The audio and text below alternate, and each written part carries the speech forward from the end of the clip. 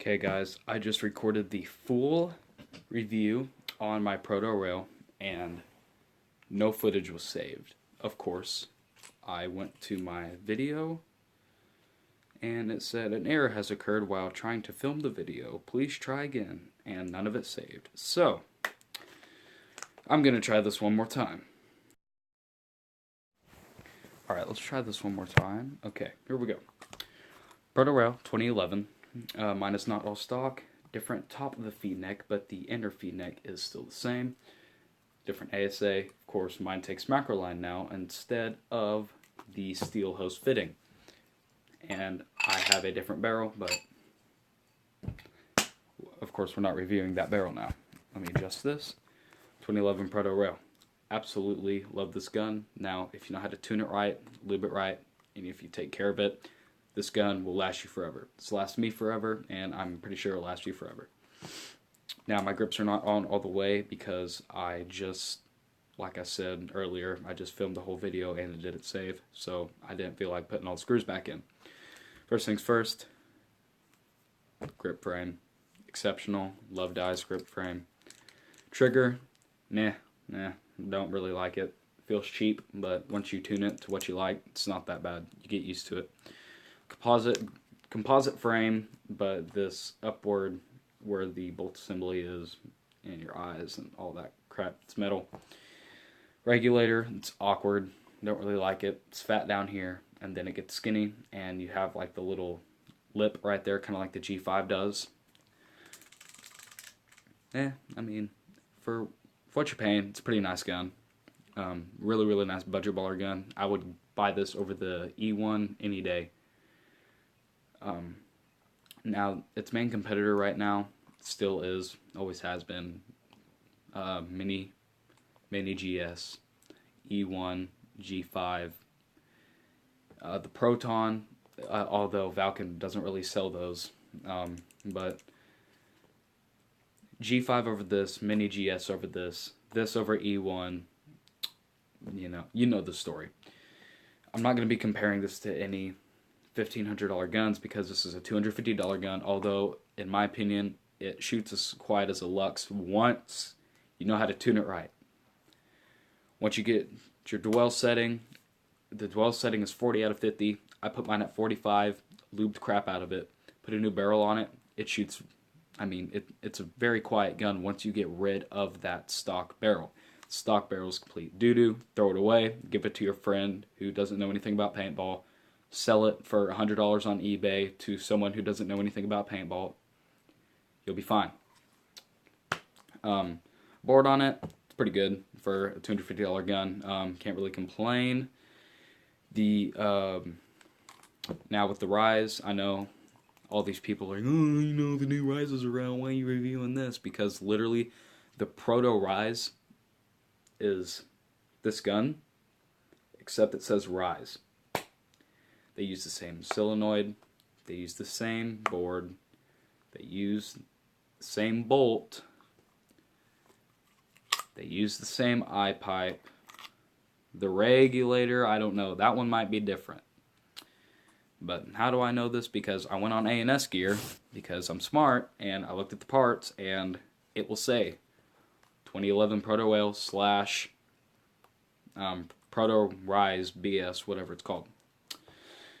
But, I mean, this gun isn't very air efficient, but I'm also running a budget baller Steely tank, so on a 6845, I would say it probably, on a Ninja SL 6845, I would say it probably could run about 8 to 10 pods, because my Steely tank, it can run about 4 to 5 pods in a hopper usually. So, I mean, it has okay efficiency. The milling on this gun, it's pretty great. Dice sticky grips, love those.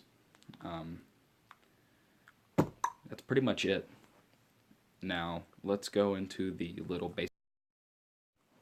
Now, this is, like I said, it's basic maintenance. If you can't really get that great of a, if I don't get that great of an angle, sorry. kind of over trying to make this video since I just recorded 40 minutes worth of footage. Take out all your screws on your grip, all of them.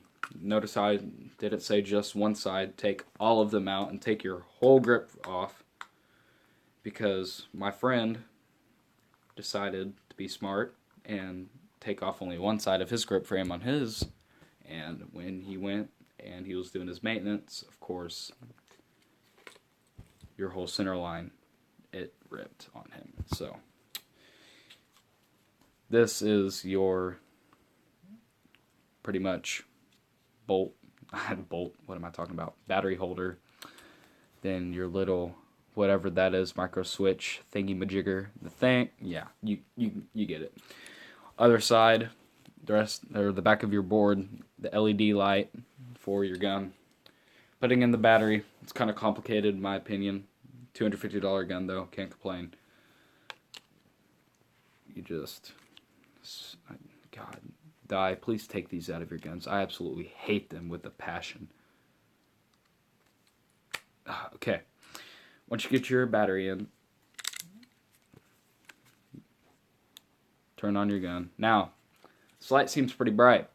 Trust me, during the day, with that little thing over it, here, let me show you. See how bright it is right now? It dims up very, very quickly. If I can get this freaking thing on. It dims very, very quickly. Now, if you're playing indoor where it's a little bit dimmer, darker, you won't have a problem. But if you're like me, you like to play more outdoors like woods balls and more outdoor speedball like me, then it's very, very, very hard to see unless you do the traditional, cover it and look. Alright, hold down the bottom button to change it to eyes off. It will start to blink. Solenoid doesn't always like to click for some reason, but every time you shoot, green light pops up. Don't really know why they did that, but I mean, guess it's kind of cool. This is a spring trigger, as you can tell. Here, let me turn this off so you can probably see it a little bit better. There is a spring right there. It's a spring trigger, not a magnetic, which for a $250 gun, you shouldn't really expect a magnetic trigger. But, I mean, it's... Yeah. Okay, anyways. To adjust all of your settings, you go down, click your second switch up, turn it on, cycle through all the colors, make you have a seizure, and you can choose. Once you go to your full color manual, yeah, you heard it right, guys. Full color manual, and it tells you everything you need to know about the board. I mean, everything.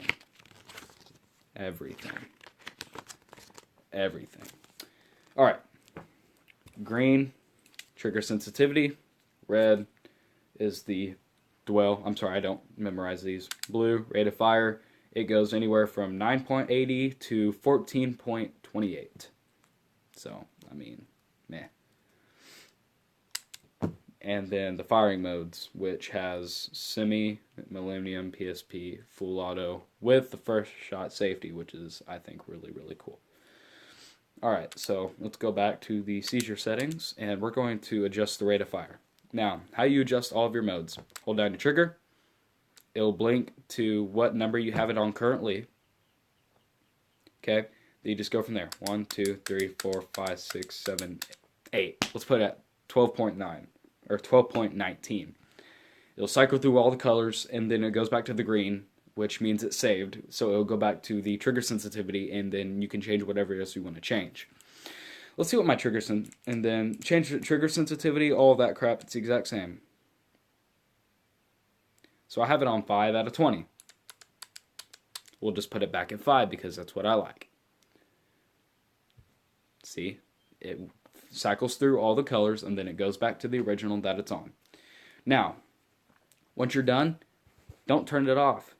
Just switch your second switch back down, cycle through all the colors, go to the red, eyes are on. and your gun's ready to go.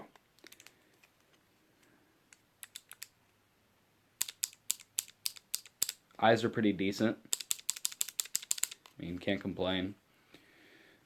I do like how when the eyes are off, shows red, or when there's not a ball detected, it's red. When there is, it's green. I like that. That's just me. Okay, let's turn this off. Take the battery out, and let's go into the bolt.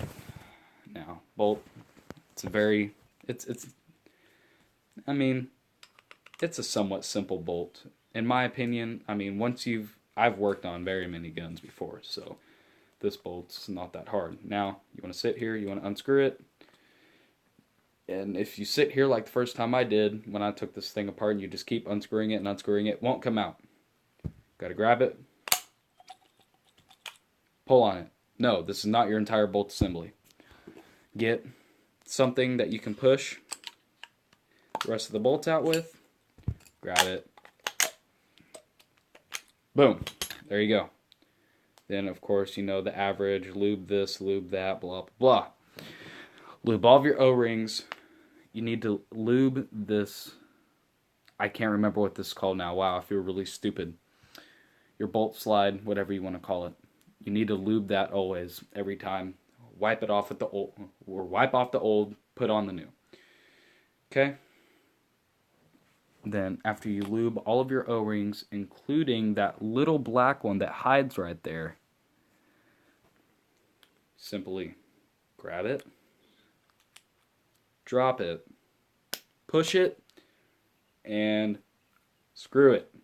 And now, when you're done screwing it, this little piston part, I guess you could call it, should pop out, and it should show the blue O-ring, which means it's in set, which is a good thing. Always make sure you lube these O-rings too, up at the top. Those are pretty much your seal O-rings. Then once you do all that, wipe down all the excess lube from the last time you cleaned your gun. Slide this bad boy back in. Got to wiggle it a little bit, turn it. Once you hear that click, make sure it can't go in anymore. Grab your Allen key. I've tried to tighten this with my fingers before. It's kind of hard. Then it's done. Simple as that. Of course, clean your eye pipe always. Always clean your eye pipe. Kind of just want to run it under the sink and then dry it off. That's what I usually do. And then once you do that, and of course put your eye pipe back in, then you're pretty much done. Other than, I would say about every 10 cases when you're shooting HPA, get a towel or a napkin or a paper towel even, and just wipe down your screw part of the ASA and the ASA in general. Take off your macro line and clean out your fittings, and because just it keeps up with your gun. It makes it to where your bolt won't stick and your gun will shoot better, and you'll have better efficiency because then your rig won't be completely filled with black gunk. It's pretty much what you're cleaning out of it. And then that's pretty much the basis of this video. Now to put your grips back on, how I like to do it, slide it up. Oh, come on. See this little ribbon thing, I swear. Slide it up, slide it back, adjust your little ribbon dingy, then set it, screw in all your screws, grab your barrel, put it on,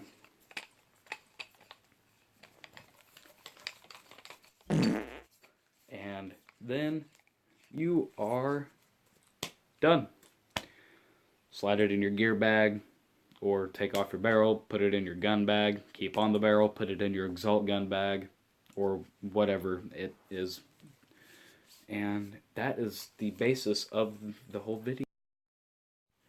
Once you have your gun back all together, put your grips on, all that, like I already said, you're done. Basic maintenance is over. So, and then next time you go and play, always make sure that your gun is properly lubed, you have all the settings that you want, and your ASA is clean. Thank you for watching. Check out my channel, and then also go check out Team Insanity's channel. The only reason I'm plugging them in is because I'm going to try to get them to upload this on their community channel. Anyways, thank you guys, and see you next video.